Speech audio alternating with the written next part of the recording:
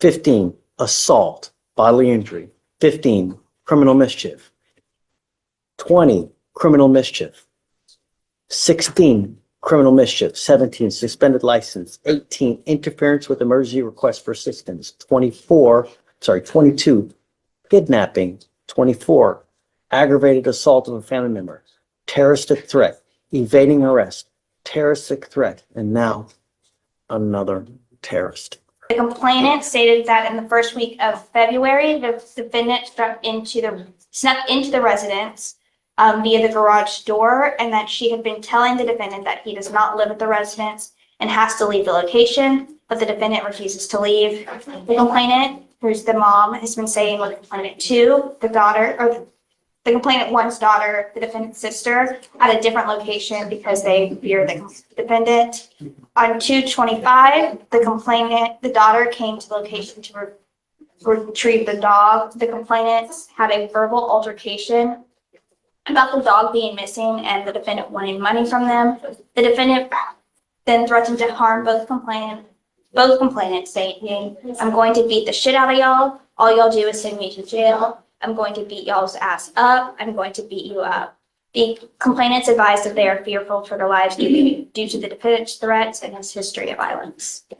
So we do have a history of violence where there are threats and aggravated assault against Yes, this family. Yes, sir. Mr. Lopez, they are terrified of you. The thing that you also need to consider is that you are a true habitual. So if you pick up a very serious felony, you could be very well looking at 25 to life. You know what I mean? 25 to life. You pick up a serious case. These are the things that you need to think about when they're out there in the free world. Do you understand? Sir. I don't want you going within 1,000 feet of where they live or where they work. You will get a GPS monitor if you are able to bond out. I don't know. At this point, you have not made bond.